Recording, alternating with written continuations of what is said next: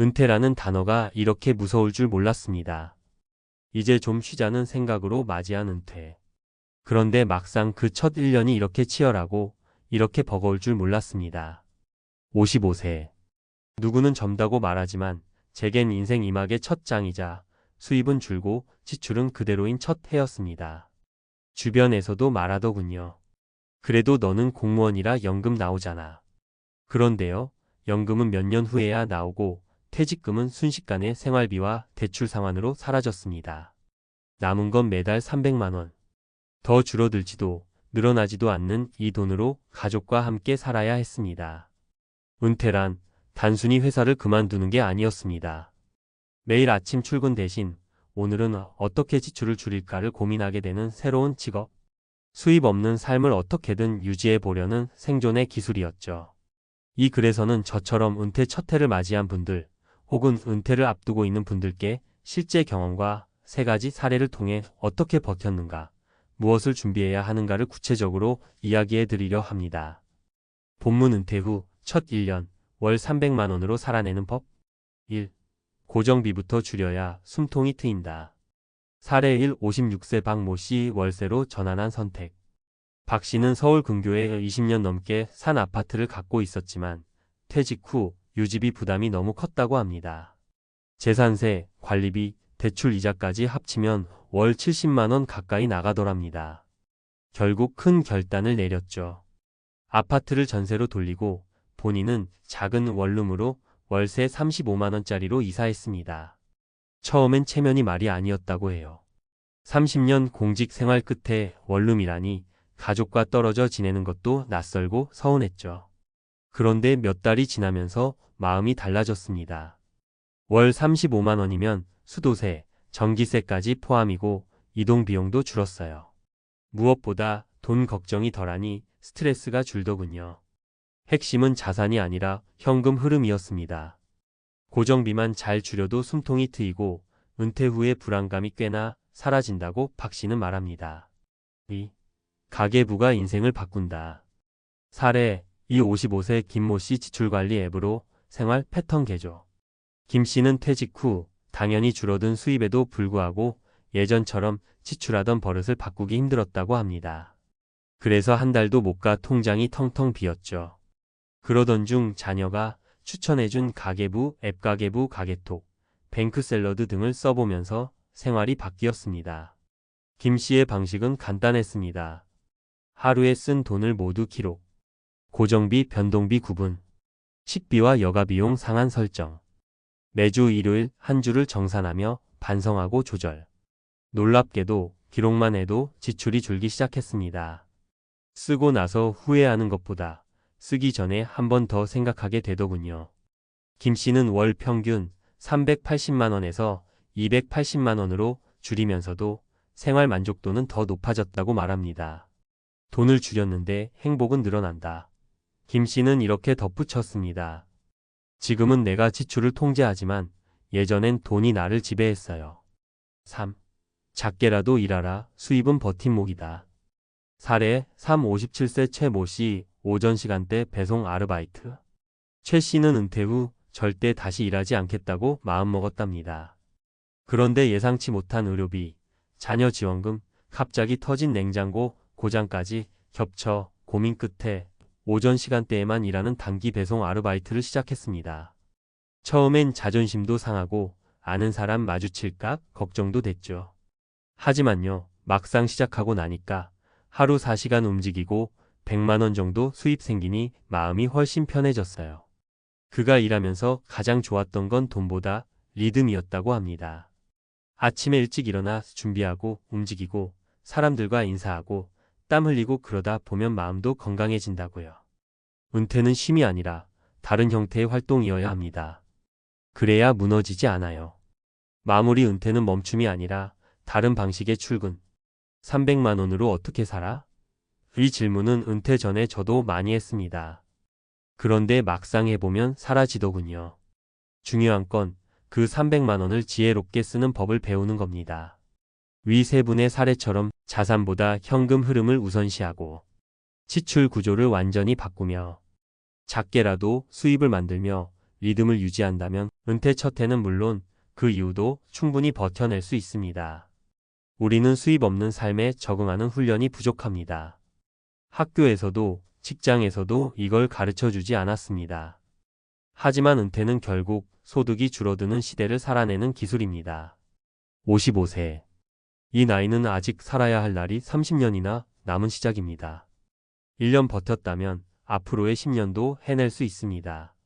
그 시작은 오늘 내 생활비를 한번 정리해보는 것부터입니다. 은퇴를 앞두고 많은 분들이 이런 질문을 던집니다. 매달 300만 원이면 은퇴 후에도 살 수 있을까요?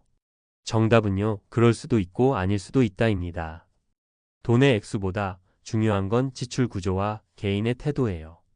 이번 칼럼에선 이 두 가지를 중심으로 은퇴 후 첫 해를 어떻게 넘길 수 있는지 전문가의 시선에서 풀어보려 합니다. 1. 은퇴 첫 해는 심리 전환기다. 많은 분들이 은퇴 직후 혼란을 겪어요. 단순히 수입이 끊겨서가 아닙니다. 사실 더 깊은 건 내가 사회에서 분리되었다는 심리적 충격이에요. 출근을 안 하게 되면서 생기는 공허감, 소속감 상실, 심지어 정체성 혼란까지. 이 시기를 잘 넘기기 위해선 심리적으로 이제는 다른 삶이 시작됐다는 걸 받아들이는 과정이 필요해요. 단순히 돈을 어떻게 쓸까 보다 나는 어떤 식으로 이 시간을 살아가고 싶은가에 대한 정리가 먼저입니다. 2.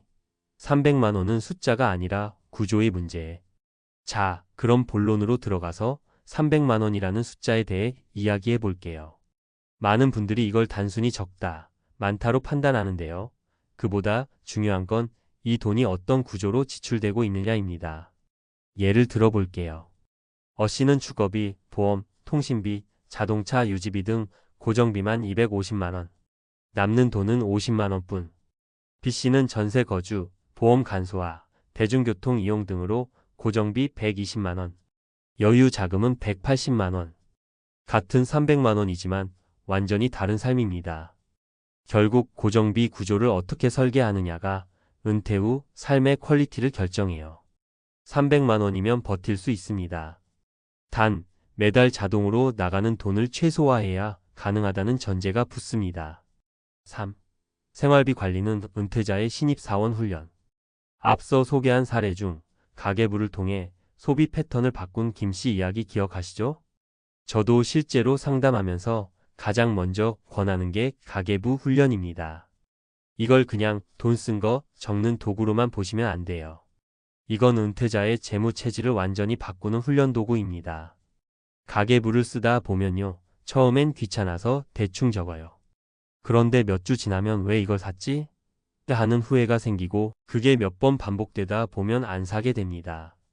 이게 바로 돈을 아끼는 게 아니라 통제하는 단계예요. 한 달에 10만 원만 절약해도 1년에 120만 원. 은퇴자 입장에선 120만 원이면 국민연금 2개월치입니다. 작은 차이가 은퇴 후 생존을 좌우합니다. 4. 작게라도 벌 수 있다면 무조건 하세요. 많은 분들이 은퇴 후엔 좀 쉬고 싶다고 하세요. 이해합니다. 3040년을 달려오셨으니까요. 그런데 문제는 돈보다 생활 리듬이 먼저 무너지기 시작합니다. 매일 아침 늦잠 뉴스 보고 밥 먹고 TV 보고 밤늦게 자고. 이러다 보면 건강도 무너지고 우울감도 몰려와요. 그래서 저는 이렇게 말씀드려요. 돈을 위해서가 아니라 일상을 지키기 위해 작게라도 일하세요. 사례에서 소개한 것처럼 오전 시간대 배송, 주 3일 편의점, 글쓰기 알바, 동네 주민센터 도우미 등 작고 부담 없는 일은 정말 많습니다. 심지어 요즘은 온라인으로 집에서 할 수 있는 일도 늘어났어요. 자투리 시간에 설문조사 응답, 중고거래, 콘텐츠 번역, 블로그 리뷰 등도 가능합니다. 포인트는 일의 크기가 아니라 꾸준함이에요. 5. 퇴직금과 연금 절대 믿고 쓰면 안 되는 이유. 또 하나 강조하고 싶은 게 있습니다. 많은 분들이 국민연금도 있고 퇴직금도 있으니 괜찮겠지라고 생각하시는데요. 절대 그러면 안 됩니다. 퇴직금은 대부분 대출 상환, 자녀 지원, 의료비 등으로 몇 년 안에 사라집니다. 연금은 나이 기준에 따라 60세 이후부터 나오고 금액은 생활비 전체를 감당하기엔 턱없이 부족합니다. 월 8만 150만 원 정도 나오는 분들이 많거든요. 그럼 어떻게 해야 하느냐? 퇴직금은 생활비가 아니라 재투자 자금으로 본다. 연금은 생활비의 일부로만 설계하고 나머지는 별도 확보. 최소한 월 50만 원 이상의 보조 수입 루트를 만들어야 안정적입니다. 마무리 조언 준비된 은퇴는 돈이 아니라 태도에서 출발한다. 정리해 볼게요. 300만 원이라는 숫자가 중요한 게 아닙니다. 그걸 어떻게 설계하고 어떻게 써내려 가느냐가 은퇴 이후의 삶을 바꿉니다. 지출 구조를 재설계하고 생활 패턴을 리셋하고 작게라도 수입을 만들어가며 심리적 변화에 유연하게 적응하는 사람은 그 어떤 금액이든 살아낼 힘이 생깁니다. 은퇴는요, 더 이상 정해진 길이 없습니다. 누구나 각자의 방식으로 두 번째 인생을 만들어 가야 해요. 그 출발점에 서 있는 지금 가장 먼저 할 일은 내가 가진 자원을 현실적으로 정리하는 것입니다.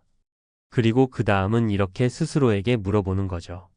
나는 매달 300만 원으로 어떤 삶을 살고 싶은가? 그 질문에 진심으로 답할 수 있다면 은퇴 후 첫 해도 그 이후의 삶도 충분히 의미 있게 채워갈 수 있습니다.